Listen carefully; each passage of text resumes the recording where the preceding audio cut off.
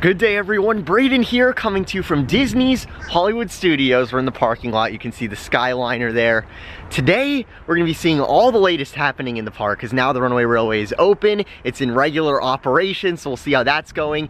There's all sorts of stuff going on with the Runaway Railway. We have merchandise, we have the new Mickey Mouse Shorts Theater, which we're gonna check out, and there's a lot of construction happening over in Toy Story Land because the new Roundup Rodeo barbecue restaurant is supposed to be opening before the end of this year. So there's a lot of work happening there. We got the Runaway Railway marquee shirt here. Very exciting. Let's get to it. I don't think I've ever seen these directional signs before. That's awesome. Looks like a pretty busy day here on Hollywood Boulevard.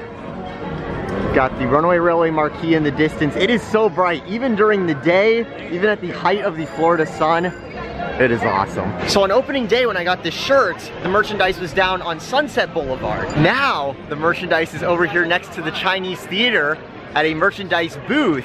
And there's also this area where they're doing food. So there is this Mickey blueberry pie that looks so good. You can see it in some photos here from Blog Mickey. They're also giving out some churros, all sorts of special pastries. I think they also have the pie at the Starbucks location, which is awesome. And then you also have the merchandise here where you've got the pins, you've got the ears, all the Runaway Railway stuff, and it's right next to the exit as you exit the Runaway Railway attraction. The creative director for the Runaway Railway actually made a hat, Kevin Rafferty, who we shook hands with on opening day.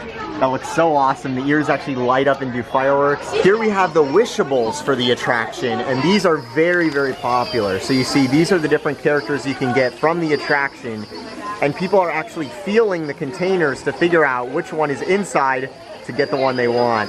I think I want the train one. The train one's pretty cool. A viewer was just telling me apparently soon after I got one of these shirts on opening day, they ran out, which is pretty crazy. The cast members put together this hula hoop Mickey, which has been very popular as a little photo op. It's very cool. Here's something kind of funny. Right outside of Mickey and Minnie's Runaway Railway, you might notice these fans look a little rusted, and that's because they are the themed fans from the opening of Star Wars Galaxy's Edge that have actually been moved out here. So when you have a line outside the Runaway Railway, people can stay cool. Very nice. Something that also opened on the same day that the Runaway Railway opened, we didn't have time to check out. Here we have the new Mickey Mouse Shorts Theater, where inside there's a new Mickey Mouse short called Vacation Fun, and what it is sort of a best of compilation of the new Mickey Mouse shorts with some different scenes pieced together with this new animation where basically the gang is getting ready to go to Walt Disney World to go on vacation. So we have some new animation of Walt Disney World actually in the short, which is really cool to see in the new Mickey Mouse short style. And in the theater you have Mickey Mouse themed seats, which just looks so cool. The theater's a lot bigger than I think people were expecting. This of course is where Sounds Dangerous and the Star Wars Path of the Jedi used to be. My one criticism would be if you look at the exterior, how it's painted, to the left you have blue and tan, and then on this side you have gray because it's sort of more like Star Wars themed, a little bit more desaturated because of when they had the Path of the Jedi here. And then you also have the new red and black for the Mickey Mouse shorts. So it's kind of a lot of colors all clashing here. So everyone, I just got out of the theater. This is the post show for the attraction, where you have some different photo spots of things that are in the show, like the panda scene, which is, I think is like the most popular. A lot of people really like that scene. You have the Potato Land area. You have like a thing where you can do a sideways photo with Yodelberg. Over here we have like this Egypt area with the torch here, which is a booby trap in the new Mickey Mouse shorts. A really cool little area in here. All right, everyone, let's exit through the Mickey shorts, literally, to go see what's going on in Toy Story Land. So entering Toy Story Land, the restaurant is going to be located right where these walls are, right beyond the entrance sign. And coming into view here, you'll actually be able to see a little bit of the building. That is the building there. That gray box that is coming together. Now the interesting thing with this project is this building here is going to be a cardboard box. That is how it's going to be themed in Andy's backyard. And there's going to be a little covering, so you have a little bit of shade and a little walkway over there.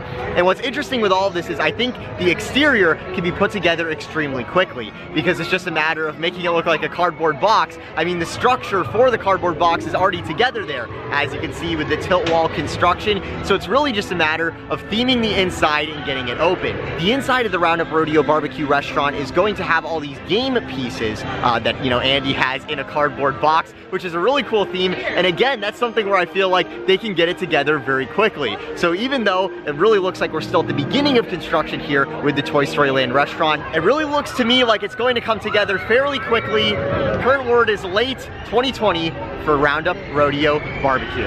Over here at the Rise of the Resistance, it's been a very good day of operation. It still seems like they're working on some of the issues with the attraction, some of the operational stuff. As we head back over towards the front of the park with the Mickey and Minnie's Runaway Railway, a little spoiler warning here, because I'm gonna talk about some more things about the ride. I'm gonna review it a little bit more. I'm gonna be talking about some stuff in it, so skip to the timestamp on screen if you don't wanna hear that. So here's the thing. I feel like the Runaway Railway is kind of the opposite of Rise of the Resistance in this one respect. When people first ride Rise of the Resistance here, they are blown away. They say that was like the best thing I ever did. It's almost like the opposite with the Runaway Railway, where I notice some people, especially if you're in the back car where you don't see Mickey flip the track switch, people are confused what they just witnessed, what just happened, right? Because it goes by so fast, there's so much going on. But the more you ride it, the more you understand the plot. The more details you notice, there's like multiple shout outs to the great movie ride during the attraction. All that stuff, it just makes you appreciate it more and more and more. The music on the attraction, the sound design is incredible. The visual effects, especially at the end where you go from the factory to the park, is one of the coolest effects Imagineering's ever done. It is so amazing. I'm so glad that that effect that they first were play testing and showing us during the D23 Expo in 2017, we actually got with the attraction at the end there. It's just amazing. That is one of my favorite parts. And I have to say, the Runaway Railway, I think, is one of my new favorite attractions in Walt Disney World. But I do think there's some room for improvement. Number one, something I tweeted out, there should be smells on the attraction, right? When you're in like the carnival area, it should smell like popcorn. There should be more 4D elements, because when you go into the pre-show and you go through the screen, there's that awesome smoke, that is a 4D element. But then in other parts of the attraction, we don't have those same 4D elements. For example, when you're on the waterfall, there should be some sort of water spritzing going on, right? But there isn't any, and I think that's something that should probably be added. Just little things like that, I think, would really make it a more complete attraction.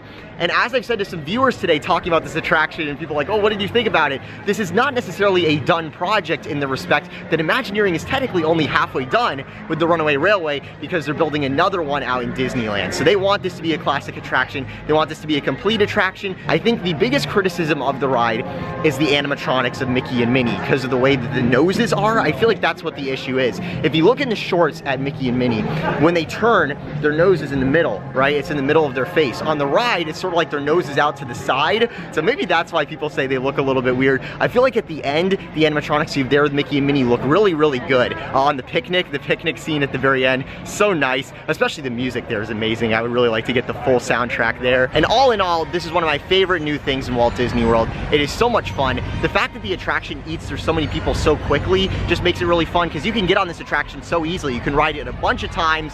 No big deal. They've been saying like 200-minute waits that have been like 60 minutes. Like seriously, this is not like a super hard attraction to get into, and it adds more capacity to Disney's Hollywood Studios, which of course is a great thing. And it's just such a classic attraction already. Now we're gonna go back over to this stand that's next to the Runaway Railway, next to the Chinese Theater, and see if we can get that Mickey blueberry pie that you actually see in the pre-show for the attraction. It's what sets it all into motion. So everyone, we are in line. Let's see if we can get the pie. Look at these chocolate muffins and cinnamon rolls they've got. These look good too. All right, everyone, here's the blueberry pie. Here we have it. Thank you very much. You're welcome.